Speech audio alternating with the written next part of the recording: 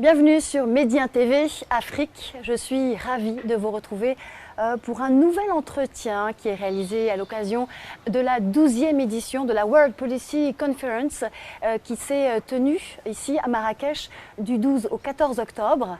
Alors il s'agit d'un rendez-vous stratégique pour les décideurs politiques, économiques mais aussi environnementaux, des décideurs soucieux de promouvoir un monde plus juste, plus ouvert, plus organisé aussi. Alors 250 personnalités ont participé à ce rendez-vous stratégique pour aborder tous les défis majeurs de la gouvernance mondiale. On a parlé technologie, on a parlé également cybermenaces, on a parlé aussi des incertitudes européennes. On s'est même intéressé au destin de l'Amérique latine, mais on a aussi et surtout parler de l'Afrique. Et c'est de l'Afrique que je vous propose de parler aujourd'hui avec mon invité. J'ai le plaisir et l'honneur de recevoir Mohamed Ibn Shanbas, représentant spécial du secrétaire général des Nations Unies pour l'Afrique de l'Ouest et le Sahel. Mohamed Ibn Shanbas, bonjour. Bonjour madame. Alors comme je vous l'ai dit, c'est sur le Sahel que nous allons échanger, vous et moi, maintenant. Le Sahel qui est confronté à plusieurs problèmes de sécurité, de graves problèmes de sécurité, mais aussi de développement. La situation est au cœur, au centre de l'attention de l'ONU. L'ONU qui doit donc faire face à un double défi, celui de la paix et de la sécurité, car sans paix, il n'y a pas de développement. Paix et développement, plutôt. Parce que sans paix, il n'y a pas de développement. On va commencer par vos arguments concernant le défi, concernant la sécurité. Oui. Merci madame, encore une fois. Et, vraiment, la situation au Sahel préoccupe les Nations Unies. Et c'est pourquoi les Nations Unies a défini une stratégie intégrée du système Nations Unies pour le Sahel, pour, n'est-ce pas, adresser tous les défis. Premièrement, le défi sécuritaire qui est grave dans le Sahel, mais aussi les causes racines, les causes profondes, les causes de la insécurité, de la pauvreté, comment améliorer la gouvernance, comment travailler avec des jeunes, des femmes, comment, n'est-ce pas, essayer de travailler avec les pays, le Sahel, l'organisation de Sahel comme le G5 Sahel pour adresser le manque d'infrastructures comme ça. On a une approche globale pour le Sahel. Et en réalité, quand on parle de Sahel, il y a également les réseaux, le G5, les pays G5 Sahel, mais il y a d'autres pays comme le Sénégal, comme le Tchad, comme le Cameroun, comme même la Guinée, qui fait partie de le Sahel. Donc il y a 10 pays qu'on peut classifier comme des pays sahéliens, mais on sait qu'aujourd'hui, la situation sécuritaire qui nous préoccupe est focalisée sur le Mali, aujourd'hui vraiment le Burkina Faso et également aussi le Niger. Alors, par rapport à... Vous avez dit que la menace terroriste traverse les frontières. Hein. Ça concerne 10 pays, même, vous avez dit actuellement. Il y a une organisation dont le but est d'endiguer ce fléau terroriste. C'est l'organisation du G5 Sahel. Vous venez de l'aborder. Quel état des lieux on fait aujourd'hui de ce G5 Sahel?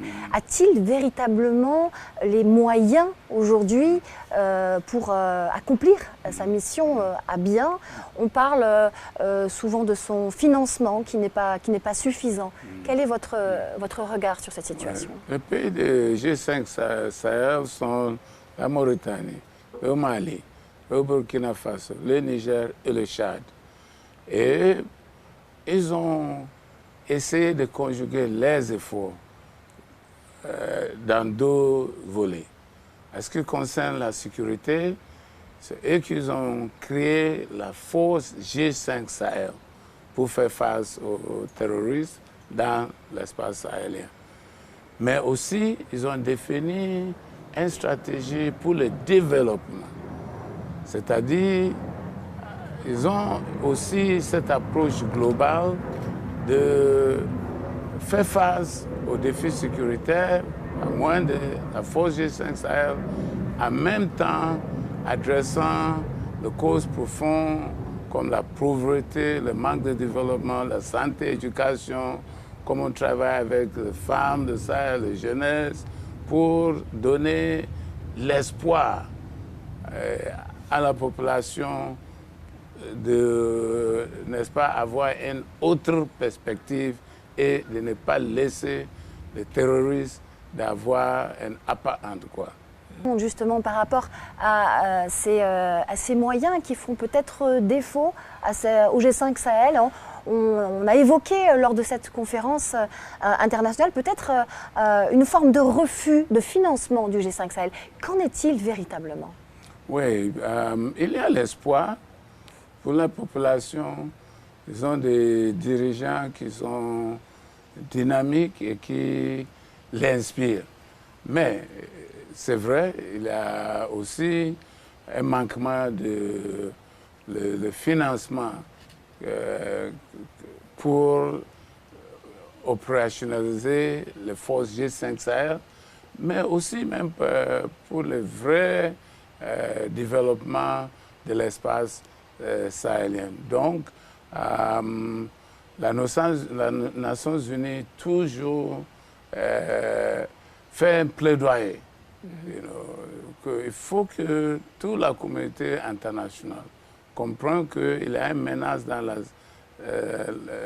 le Sahel qui est une menace pour toute la communauté internationale. Parce que si on laisse les terroristes s'installer dans le Sahel, dans le Sahara, ça sera un véritable défi sécuritaire pour le monde tout entier. Alors, pour répondre, pour avoir cette réponse vigoureuse, Mohamed Ibn Chambas, il faut aussi donc passer par le développement. C'est l'approche globale dont vous parliez. C'est vrai que l'absence de développement durable dans cette région pousse les jeunes notamment à partir. Pourtant, le Sahel est aussi une terre d'opportunités dont sa population et sa jeunesse peut tirer profit.